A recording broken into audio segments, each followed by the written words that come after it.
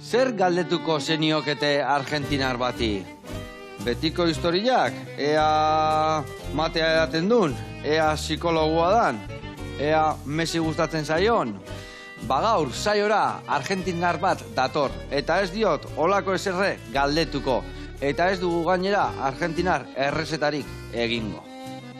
Estereotipoik ez, errezenta argentinarra ere ez, Sede Montre. Estereotipo bai, errezeta argentinarra ere bai, eta nola ez ondo pasatu ere bai.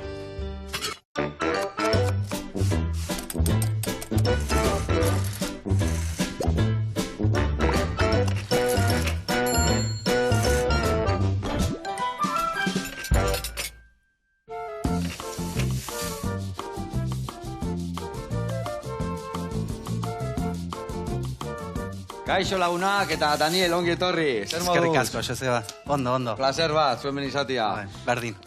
Bueno, hemen esan deu, estereotipokin ibiliko gehala, argentinar bat eukita beti estereotipo galdetzen dizizu ez, da? Bai, egia da. Bale, nik ekarri diten behen, katxarrito bat, eta horietako galderan bat, iten deun bakoitzean, honei emango deo, ea zu adioteko, ados? Perfecto. Bale, bikain. Baina zu argentinarra zea, ez da? Bai. Bale, hori da. Nungoa zehazki? Buenos Aireskoa, porteño. Bale, onda. Eta, zenba denbora, noiz iritsi zinean Euskal Herrira? Bueno, ya duela 14 urte. 14 urte zoaz ja mendikan, Ja bizitzen, bai. Ongi. Bueno, eta, zea, idazlea, zerri buruz idazten duzu? Bueno, gaia desberdinari buruz, baina da normalean bertso papera, koplak eta rapak. Ai, ama, eta hori da, raperua eta baitare bertsolaria. Bueno, improvisatzeko kostatzen zaio oraindik. Baina bertso paperak jazteko bai. Zo esateko. Eta, bueno, zukalden zemuz moldatzen zea? Egia esateko, sobrebitzeko ondo, baina... Bestela ez, me katxila, ma. Bueno, gaur ingo dugu errezeta argentinarra, ingo dugu pastel bat patata taragikin, eta ingo dugu nada bitartian, Daniel ezagutu, estereotipo galdetu, eta ondo pasa.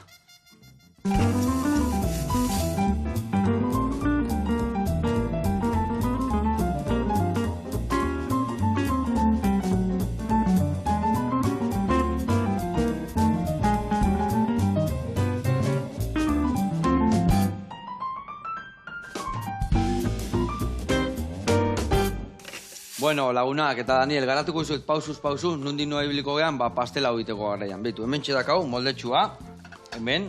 Eta izango da, gutxi gora bera, lasaina bat itea bezala, baina pure patatakin. Pure patata, aragila, eta baita egingo dugu tomatea berezila, prestatuta. Eta hemen, inbiar deuna da. Hemen patatakin, baitare esniakin, gurinakin eta intxaur moskatuakin pure patata bat prestatuko dugu. Egosiko dugu patatak eta gero zuritu eta birrinduko dugu esnia, gurina eta intxaur moskatua. Gatzan puntua botako jau eta hor ja pure patata prest dakau. Beste alde prestatuko dugu aragila. Eta aragila prestatzeko hemen dakau.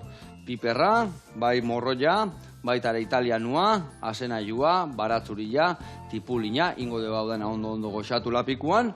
Goxatuta daunean botako dugu hemen.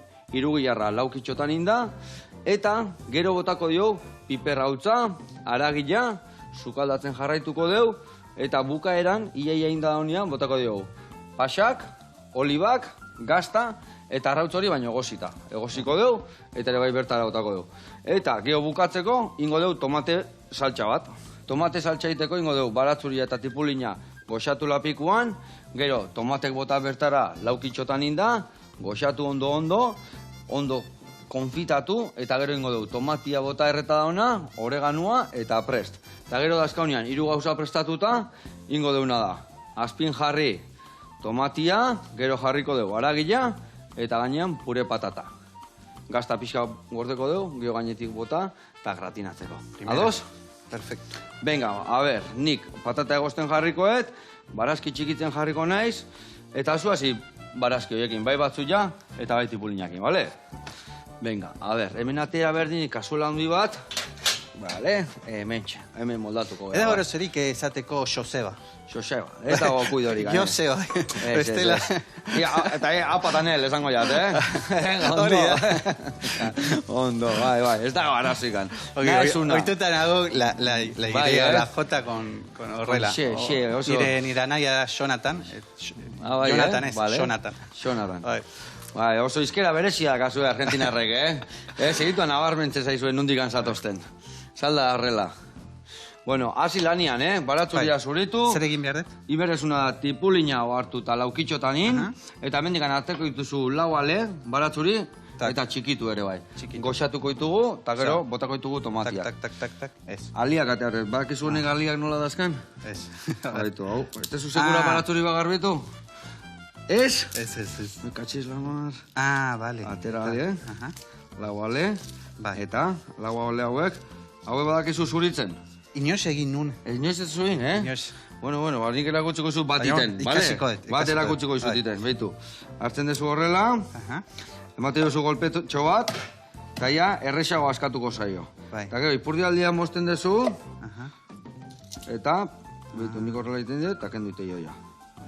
Labana hau zuretzako handia egia balin bada, hartu txikia igual hobeto.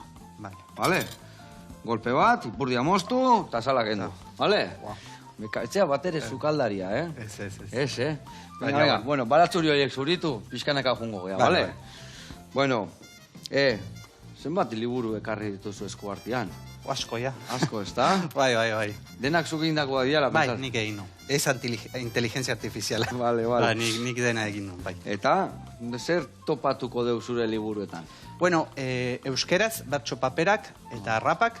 Gaia desberdinari buruz, ni lehen berso eskolan ju nintzen, Tolosan bizi nintzenean. Eta han ikasi nun nola idazten, metrika eta hori. Orduan, eta nire grina da, nire pasioa. Así que beti bertso paperak idazten ditu. Beti bertso, eta nola tan argentindar bat etortzen da honea eta hasten da bertxok idazten. Bueno, historia luzea da, baina Kontatu, irrikitan gaude entzuteko. Ni duela 20 urte etorri nintzen, Andoainen herrian, lagunak dauzkat, eta haiek konbidatu zidaten etortzeko, baina 2 hilabete hasi oporrak bezala, no? Eta etorri nintzen, eta geratu nintzen engantxatuta hizkuntzarekin, kulturarekin, herriarekin. Aite mintzina, no? Euskal Herriakin edo... Bai, Euskal Herria, hizkuntza, asko gustatzen zait. Eta gero, itzuli nintzen Argentinara, amaitu nun unibertsitatea, eta gero erabaki nun etortzea, bai.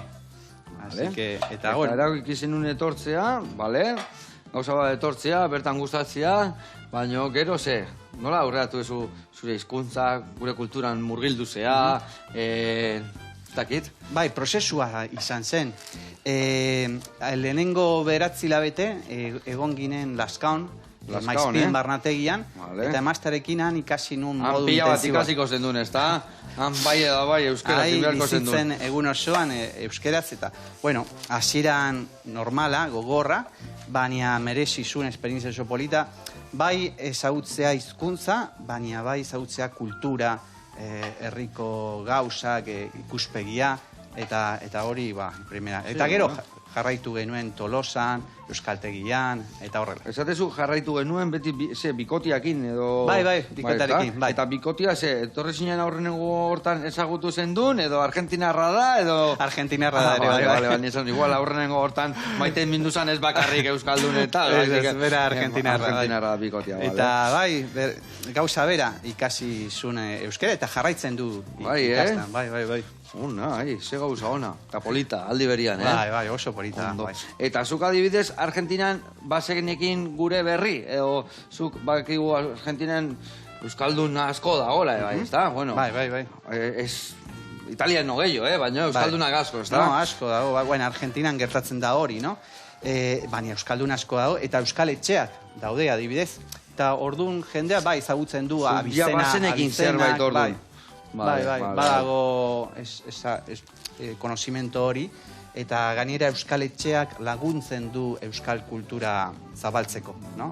Ni adibidez lehenengo urratsak euskera ikasteko izan zen Buenos Aireseko euskal etxe batek. Orduan ja urratsak etorri zinean, zertzenekin etorri zinean, kaixo, agur, bat biru lau, zenbat arte, nola zenekin, zenbat arte zenekin kontatzen. Zenbat arte zenekin kontatzen, bat, bi, hiru, lau, hogei arte, 10 arte, etorri zinean oso gutxi zenekin. No, etorri nintzen base baina oso txiki. Baina gero, Barcelonan ikasi nun teologia. Barcelonan ere bai? Bai, jarraitu nun... Euskera Argentinan, gero Bartzelonan. Barcelona. Bai, ama. Bai, nomade naiz. Nomada zea, bai. Eta bai, Barcelonan ikasi nun Euskal Etxean ere, bai. Vale. Orduan prozesua poliki, baina, osea, hobeto ikasi nun euskera hemen Euskal Herrian. Oso desberdina izango, Argentinen ikasten dezun euskera, gero Bartzelona euskaltegin, eta gero hemen, ez da? Bai, oso desberdina da. Desberdina, ez da? Baina... Bueno, igual hitzak ez, baina belarri aldetikan... Bai, baina ni adibidez Laskaon, Barnategian, han aurkitu nun, como... maitasuna hori hizkuntzaren alde, no? Bai. Eta goratzen da irakasle batek transmititu zigun hori. Osea, igual Argentina bai dago ere grina, baina hemen como mamitu. Mamillo, mamilla, o xarma, o... Bai, hori aurkitu nun, bai. Eta agian hori desberdina da. Ja bizitzean lekuan, ja ikaragarria. Ja ikaragarria, ez da? Bai. Eta, bueno, nola jarraitu zure ibilbidea, hemen horretorri zinan, bai, lana inbiar da, ez tezu baraturik anzulitu. Zesan behar dizun, etorri zinan... Nola, horrela. Horrena golpetxo bat, gero ipurtia moztu... Emaztea posi dago. Bai. Horan ikustea. Ikasten, ikasten dezun, igual ez bazu ikasten, ez da Ni imposibilituko, sobrebitzeko, bakarrik. Eta, zesan behar nizun, Daniel. Eta, bueno, Laskaon, geho, hor bertan gelditu zinan bizitzen, o zema denbora Laskaon? Bueno, bederatzi labete, eta bizi ginenan maizpiden Barnategian, bai, bederatzi labete bizitzen, baina asteburuan, orduna asteburuan Tolosan, lagun baten etxe baten, bizi ginen, baina gero ja Tolosan bizi ginen. Vale, gero ja Tolosan kontinaten bizitzen. Bai. Vale, hau listo. Hau listo, itxen, gauza bat, eguneako ekarriko eta hau, Galderatxo bat, vale. Bueno, matea jarraitzen dezu hartzen? Bai, jarraitzen dugu hartzen, bai. Baina, bueno, ni matero naiz, baina igual gehiago kafea hartzen dut, bai. Baina gustatzen zait... Eta nola dago, mate hartzen dezu eta kafea hartzen dezu, biak ez dituzu hartzen normalian? No, bia, bestela... Bestela... Zeruan, da. Bai, Porque oso, nola da, energetiko da. Vale. Baina, mate gustatzen zai gehiago edatea adibidez lagun batekin, emaztarekin. Baina bakarrik gustatzen zai... Sozialagua, esaten dut zaizu dala. Baina Argentinan, osea, mate hartzen da, jendea, bakarrik, no? Osea, baina ni ezaki gustatzen zai beste persona batekin, bai. Bueno, eta futbol salia izango zea, o ez? Bai. Racing Club de Avellaneda. Vale. Eta hori zer da, pekatu galdetzia Argentinar batei futbola gustatzen zaio, han bai edo bai odolian eramaten dezute, ez da? Bueno, bai, gehiena gustatzen zaio, baina... Danetik handa bere bai, oso kulturala da, ja, txikitatik, ja, es como... Odolan daukau futbola. Hori ez nire etxean, bueno, nire aitona, Racing Club salea zen, gero aita eta ni, eta nire semea ere bai. Osea, ez da posible imaginatzea zure árbol genealogikoan beste kluban bat izatea, da transmisioa. Hauetan adia atleti salia bezala. Hemen gugulertzeko, atleti salia ere bai, odolian eramateko, batzuk esaten duen gabonetan, eseritzen dutela zila batian ebai lehoi bat. Bueno, lagunak, hemen bagoaz txerrik txarraka aurreaka, Hemen, aizea ikasten, Bueno, zuritu ezu, arginen esaten duen hau garbitu behar dezula, ondo. Hau, sakarrontzia bota aurrena, eta gero txukun ibili. Vale, nik hemen botako letena da. Tipulina, lehendabiziko urratza eman deu, gixatzen dakago guztia, eta ingo deuna da bitarten, Bilboa jungo gea, Amura bira, ikusiko zuen, eundoko pintxito bat prestatu igue, eta garagardo aukera, zabala daka bertan. Guazen ikustea.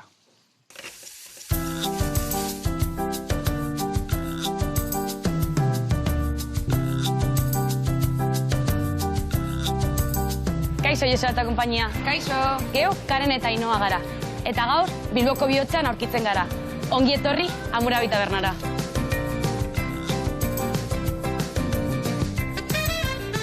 Amurabi gutxi gora bera duela urte eta erdi ireki genuen. Proiektoren atzean Karen dekogu Amurabiren arduraduna.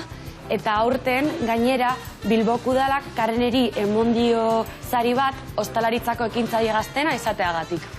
Kuriositate moduan, kontatu aldizuet, Hammurabi izena, Babiloniako errege eta politikari batetik dator, eta gizon hau oso famatua zen Hammurabi lege kodeagatik. Hammurabi tabernak ubikazio ezin hobea du. Zehazki, geure taberna aurkitzen da García Ribero Maizu kalean. Bilboko Poteo kale mitiko batean. Hammurabi taberna desberdintzen gaitu geure garagardo artizauagatik, eta taberna honetan aurkitu alduzu 30 garagardo desberdin. Baita lokalak amengoak, euskadikoak, eta nazioartekoak baita. Eta garagardoarekin lotuta, kuriositatea kontatuko dizuet, geure logoan lupulo bat agertzen da. Garagardoa ekoizteko osagairik nagusia. Hammurabi tabernan edari ez gain jatekoa dugu bebai. Gure barran adibidez, pintxo eskaintza zabala aurkitu alduzu, Eta bestalde, errazioak aurkitu aldituzue. Humusak, humusen kasuan, lau motakoak aurkitu alditugu, humus klasikoa, humus mediterraneoa oliba baltzegaz, humus pikantea eta humusa tomate lehorragaz. Eta nola ez, gure sandwitzak. Gure sandwitza arrakastatzuna pastrami sandwitza da, eta baita dekogu urdai espiko eta gaztana. Geure eskaintza gastronomikoa mediterraneoko sukaldaritzan inspirauta dago.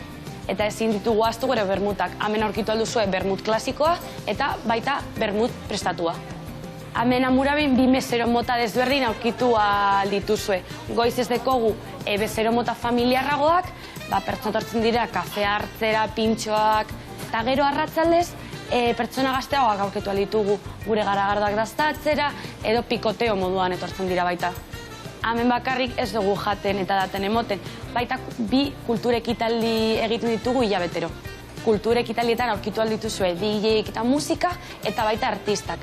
Beraien argazkiak edo arta ekartzen dute eta esposizioak egiten ditugu.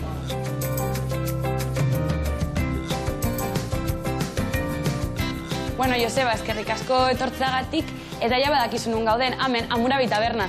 Beno, agur! Hau paneskak eta hoi da hoi dituzuen amaiketakoak. Ze gauza ona, Talekua txugun, Primera. Besarka da hondi bat eta jarraitu horrela goxatzen da goxatu arazten. Gugurian jarraitu berdeu.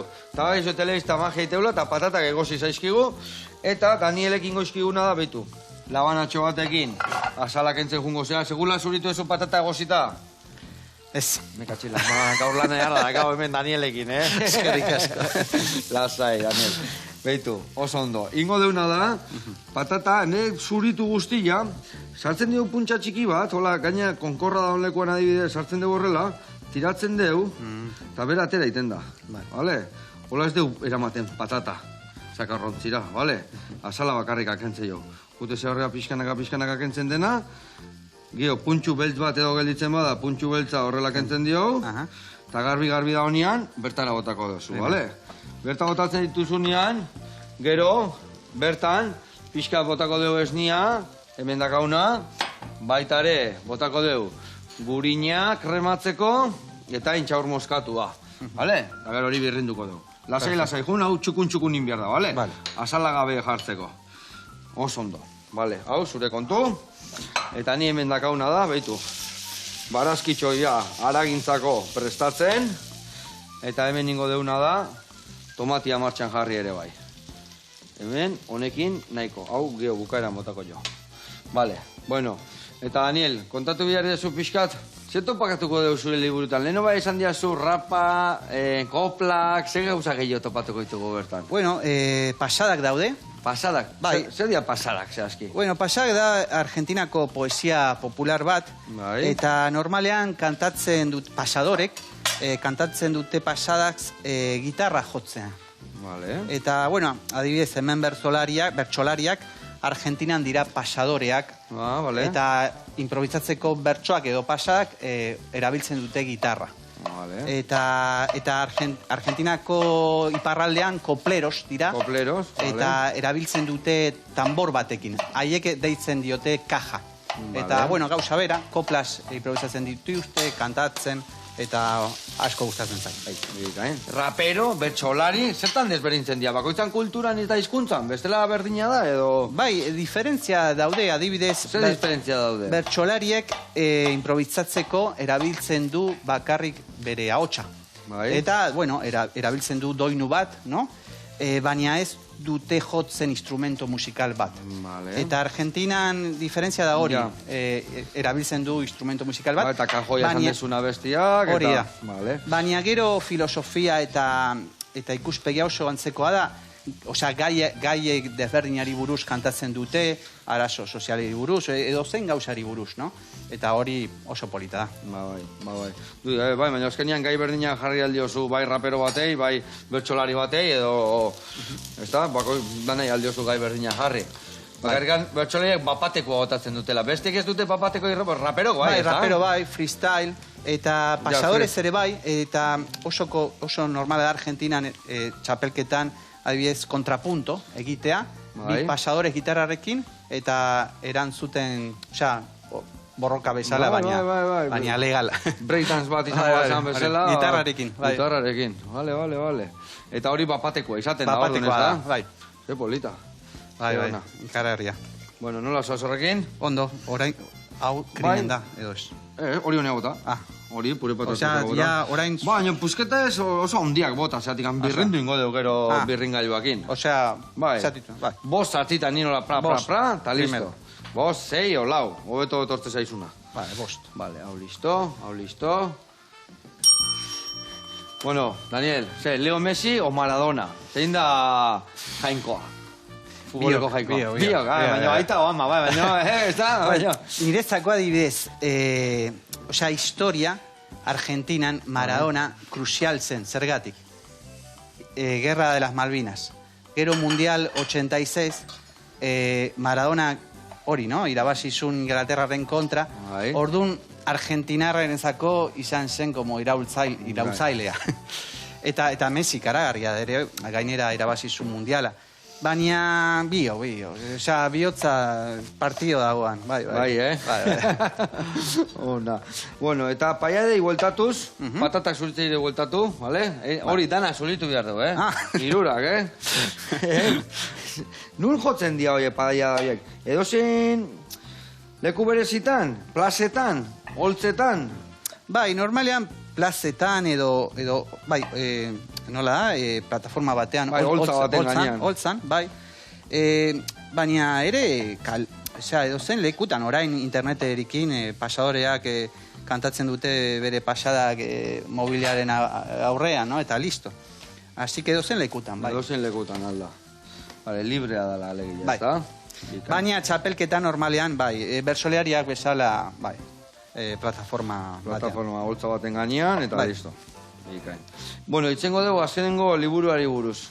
Ze topatuko dugu azkenengo liburuan, Daniel? Bueno, beti bezala bertso paperak, eta orain gehitu dut olerkiak, baina ja metrika librerekin, poliki, bai, hori egiten dut. Eta gero gazteleraz koplas, pasadas eta rapak, Argentinako metrika batekin. Eta, bueno, gaiak desberdiani buruz, familiari buruz, arazo sozialari buruz, politikaz, jainkoari buruz, hizkuntzari buruz asko ere, así que pixka bat denetik. Denetik, bale. Eta ze pertsonei zuzenduta da hori? Adibidez gaztetxuei, helduei edo danentzako da? Denontzako da, bai. Bai, Batzutan amak erosten dute oparitzeko bere semeari, irakurtzeko esaten dute. Eta bai, denontzako. Bikain. Nola guaz horrekin? Ondo, poliki, bai. Poliki, ondo gaiaiz. Hemen, irugilarrekin borrokan. Baina badi joa haure, badi joa ja, barazkiak behitu zeitxura hartu duten. Irugilarra botako deu. Eta irugilarra botata segituan, beste puxketa gator mozteko, gero ja aragila botako deu ere bai. Eta gero esan deun bezala, dena listuak haunean, botako durengo. Eta guen honea behitu dutela, hemen dakak guandikan arrautza, eta arrautza egosten jarri behar dut, gero barroa botatzeko ja egosita. Indo deuna hemen jarri, urez estali, eta badakizue. Badakizu zenbat denbora tardatzen duen arrautzak egosten? Zenbat? Ba, hau jartzen dezu urakin. Horrela, urotza. Eta irekiten hasten danian, 8 minutu. Eta gero jaken kuadratea eta ja egosita da. Topera jartzen dut, eta irekiten hasten danian zua pixka jetzen dut, kanpora esateratzeko, eta gero ja, segituan. Vale, haure, hemen ja tomatetxuak bota behar ditugu, Hor, patata gelditzen zaizu zuri, ez da? Gehiago, no? Bai, nahi irugilarrak falta zait, eta gero aragilare, bai, bota behar diot. Bueno, eta zuk, Daniel, teologia ikasi zendun, ez da? Bai, hori da. Bartzelonan esan dezu. Bai. Zer muguz hori?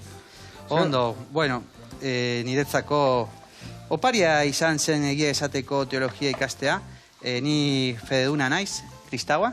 Vale. Eta, bueno, niretzako oso importantea da Jesusen bizitza. Eta, bueno, denbora hori inbertitzea ikastea Biblia batez ere, evangelioak, niretzako oso ona izan zen, personala, crecimiento personala, eta hori, baina niretzako da bidea. Eta, bueno, ni ez dut definitzen hasi como religión, estruktura gris bat, fedea. Niretzako fedea da bide bat, eta Jesusi jarraitzean. Eta, bueno, hori gertatzen da nire bizitzan. Ona, Daniel. Bueno, eta tatuaje mordoa dazkazu ere bai, ez da? Bai, eta hasi nintzen batekin, hasi que begira. Eta, guandik anetzea geldituko? Ez. Emaztea ja esaten dite, a ver, ja... Bai, a ber gelditu bertzean. Eta ez esaten diozu. Bueno... Honek badakala hasiera, baina ez dakala bukaera, ez da? Batek gehiago eta listo. Baina, bai, gustatzen zai, asko gustatzen zaizu. Eta gainera dira, osea, bueno, niretzako ez da moda bat, da, bueno, tatuajeak gainera historian zehar, lehen bikingoek egin zuten, eta da esperientzia, bizitzeko esperientzia, edo gauza, oso personalak dirak, no? Orduan zuk tatuatzen dituzu beti esperientziak, gauza personalak, bizipenak edo... Bai, gehienak bai. Familiari buruz, adibide jainkoari buruz, ere, eta bai, gogoratzen da como hori, no? Markas, euskeraz nola da, markas, bai. Markak, bai. Bizitzako markak, eta gero ikustea hori gogoratzen dut, no?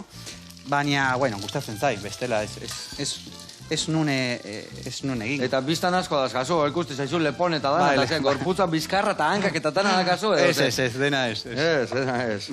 Vale. Ez dizut eskatuko bilusteko, balin badakazu eukitzia eta ez dizut eskatuko erakustiko. Lasai. Bai. Bueno, hemen, bagoaz lagunak, txerke txarraka, gu beti bezala itzein, baino laniak gelditu gabe.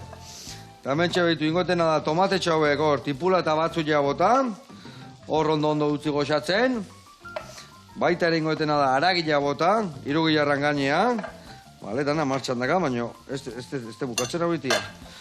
Eta, zu nola soaz? Ondo. Ja, batata bat falta zen. Batata bat falta zaizu. Eta listo. Bueno, ekingo dio, baina, bueno, igual erreportea bat ikustea joan behar du, baina lehen da bizi galdera txo bat ingo diot. Esan dezu, rap gustatzen zaizula, bertsuak bai. Bai, asko. Eta tangoa ere bai. Bai, baina ez hainbeste rapa bezala edo eso bezala. Baina ikaragarria tangoa. Kriston martxa da gaurrek, ez da? Argentinan, bai. Batzutan galtzen da gazten artean, baina movida da, mugimendu badago ere rekuperatzeko belaunaldi berriarekin, no? Bai, belaunaldi berriak eta bat orduan. Bai, poliki uste, bai. Hemen pixka gertatzen nahi zai, bai, euskal kantak eta beti pixka atzea intzuen eta ez dakitzen, baina guain nik uste berreskuratzen nahi dela. Noski, baiet, gure sustraiak dira, bai. Dudi gabe. Bueno, hemen ikusi dezu, irugilarra bota deu. Barazkiak ondo goxatuta den euskanian. Indeuna dare bai, aragia bota. Piperra utza ere bai bota diot. Bale, eta hoain pixka landuko deu, eta gero botako deu bertara, esan deun bezala, arrautze gozila, mazpaxak, olibak, botako deu gazta, dana ez, gainetik pixka jarriko diolako, eta horrekin pure patata ingo deu, eta ondo goxatzen danian, ingo diona da, tomate bota eta gero oreganua. Dana martxan dakau, eta ingo dugu bai erreportai bat ikustea jungo geha, ados? Oson, ados. Ba ikusiko zuzeleku beresi batea jungo gehan, labanak ite dituzte zukaldekoak, Xeita Kitchen Tools. Ikusiko zuzue, zeharrak.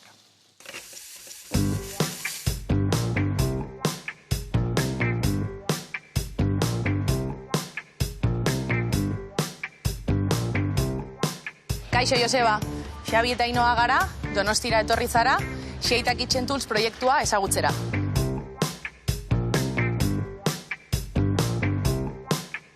Xeita Kitchen Tools proiektua 2021 urte inguruan sortu zen. Ainoa Arias dago honen atzean, eta berak bitxigintza eta diseinu industriala ikasi zituen Bartzelonan, Masana eskolan. 2 urtez labantaier baten lanean aritu ondoren, ofizioa ondo ikasi zuen, eta 2021 batean Donostira bizitzera etorri zenean, bere proiektua martxan jarri nahi izan zuen. Kuriositate bat, Xeita izenari buruz, galiziarrez badago hitz bat xeito dena, izena duna gauzak ondo egiteko gustu hori eukitzea. Orduan, Ainhoa Ponferrada inguru hortan jaioa da, bakigu atxikimendu handia daukatela galiziar kulturarekin, eta berari hitz hori asko gustatzen zitzaion, eta hitz hori feminizatzea edo generoz aldatzea erabaki zuen, eta hortik sortu zen Xeita kontzeptu hori, egia esan, pixkat japonierara, euskerara, hainbat hizkuntzara ere eramaten gaituna, baina hortik sortu zen hitza. Xeita Kitchen Tools Donostiako Egia auzoan kokatzen da, zehazki Irutxulo plazan, garai baten Atotxako fugo zelaia zegoen plazantxo hontan. Eta, hau Donostia sustapeneko proiektu da, eta, negozio eta proiektu berriei aukera ematen die, errealitate bihurtzeko behaien ideia horiek. Lokal hau beste 2 proiekturekin partekatua dago, alde batetik Moirs, moda jasangarria eta ilustrazio, bertako artisten ilustrazioak saltzen dituzte, eta bestalde Sofia Erbon ilustratzailearekin. Xeitako tailer eta denda hontan, egiten direna, hemen produktu nagusiak labanak dira. Labana hauek egiteko, alde batetik, lehen gaiak etortzen dira, altzairua eta mikarta izeneko material sintetiko bat Albazetetik etortzen dira. Gero ere bai, kirtenak egiteko egurra ere erabiltzen da, egurra hemen bertan erosten da, batez ere pagoa. Behin materiala hemen daukagula, egiten den lehenengo gauza da, altzairuzko sorbatz edo filo horiek findu, fintasun hori aurkitu arte. Gero bestalde, kirtenen diseinua ere hemen egiten da eguneko egun. Azkenik, labanaren muntaia egiten da, behin muntaia eginda, azkeneko zorrozketa hori ematen zaio eta labanaia preste egongo zen. Ainhoak bere diseinu propioak egiten ditu, hemen bere tailerrean, 3 tamainatan, eta, bezeroek aukeratu dezaketena da, kirtenaren kolorea.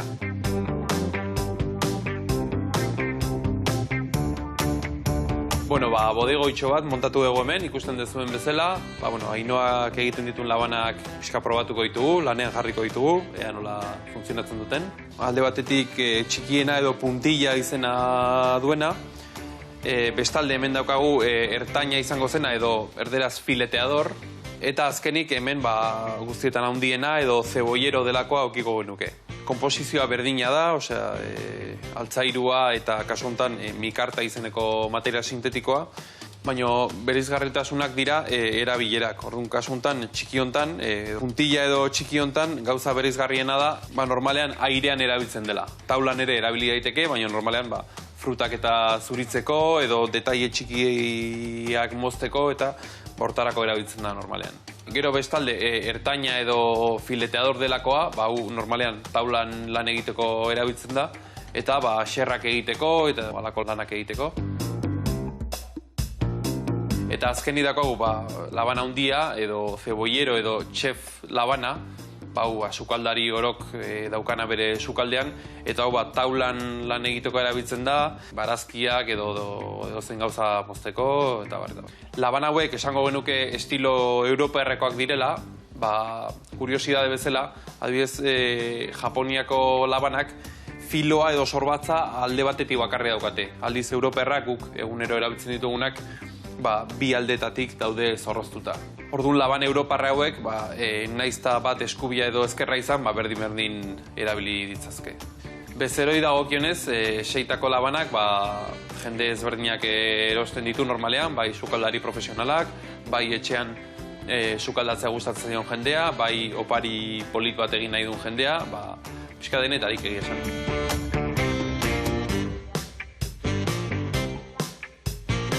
Joseba, eskerrik asko zuen bizitagatik eta badakizu nun gauden, Xeita Kitchen Tools. Aio! Aupa, bikote, ze itxura labana horiek, gaina hola nire atzekalde hola finak ingustatzen zaizkit eta itxura eharra daka, Ai, ama, harrapatu berkotu jetako bandik ere.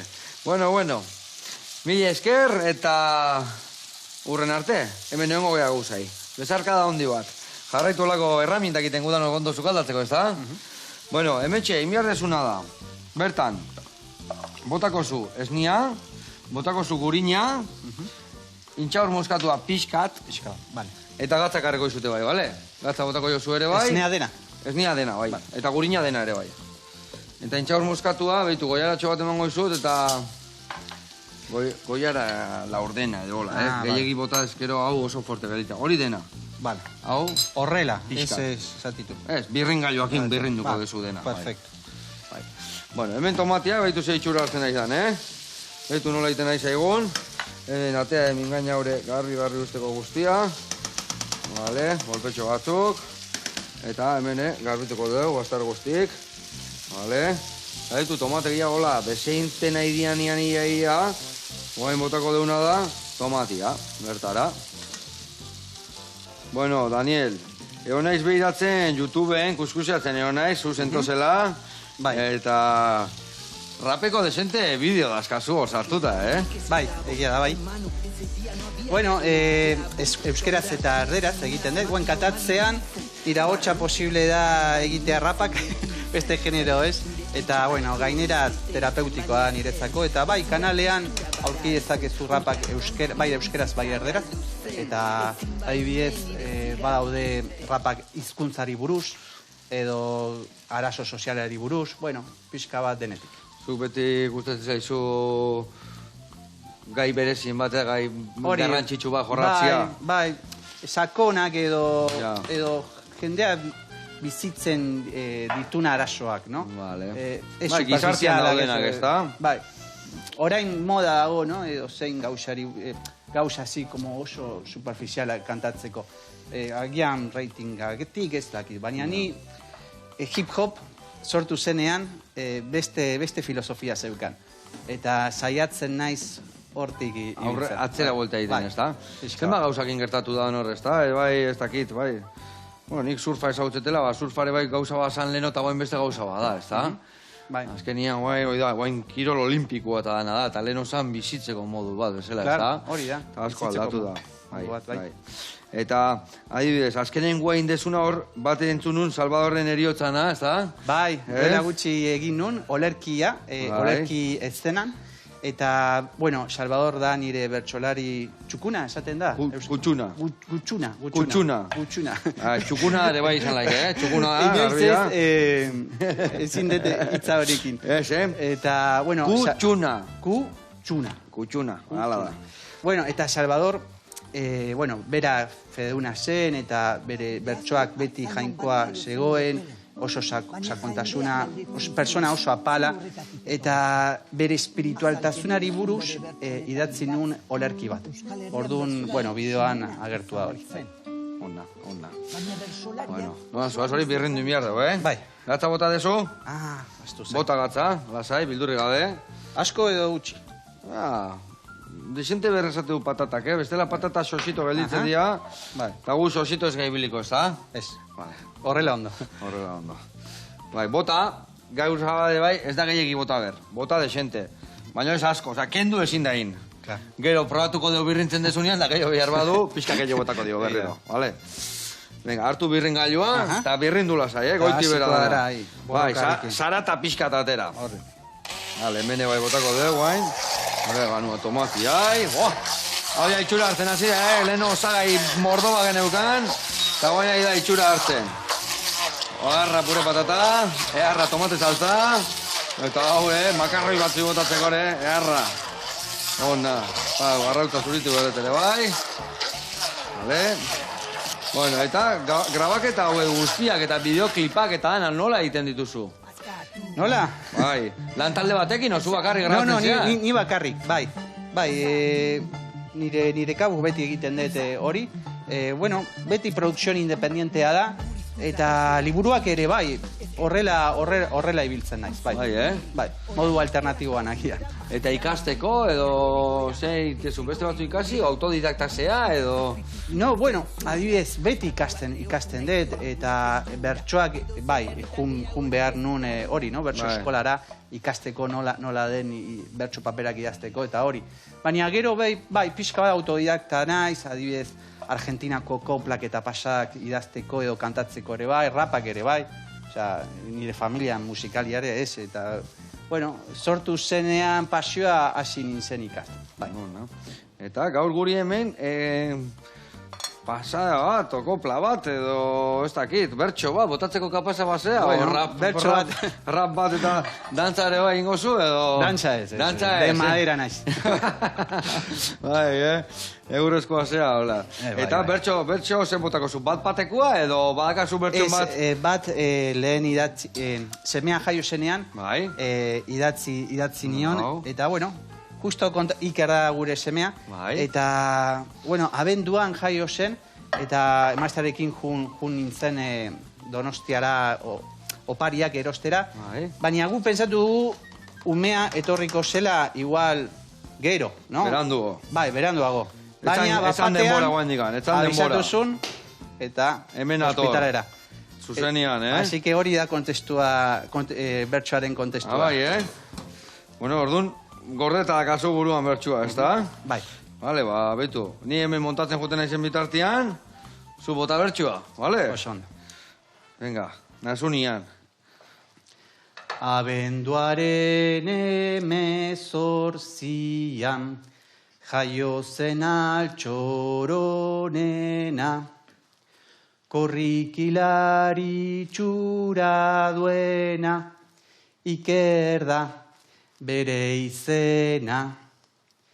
Egun hartan ez genuen uste, aurra etorriko zela. Orduan irira joan ginen, opariak erostera.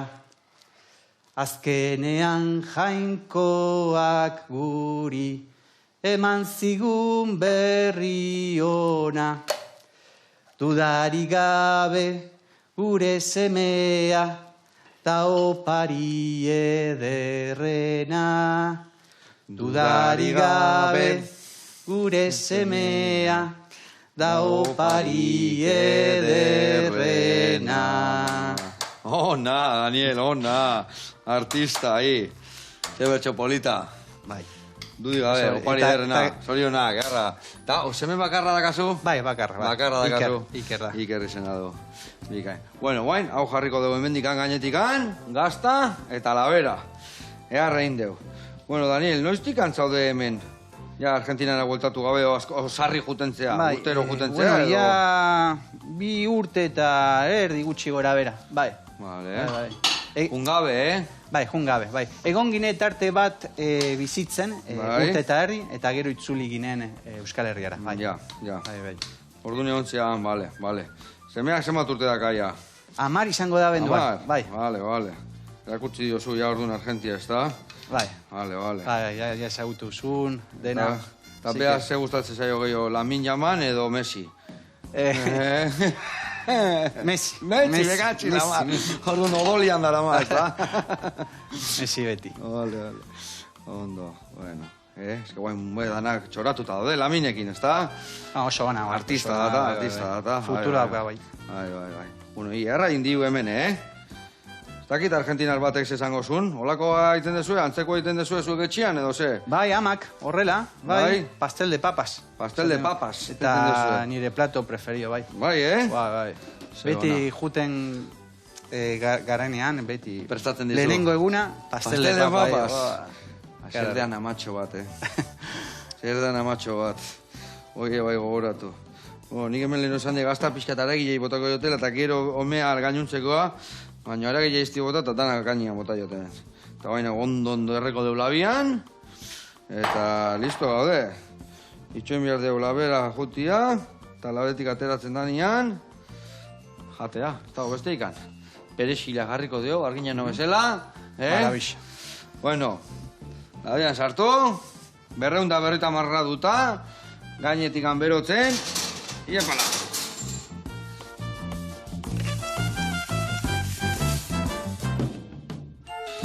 Bueno, zeu zaina da honen bene, Espektakula, bai. Ikaragarria.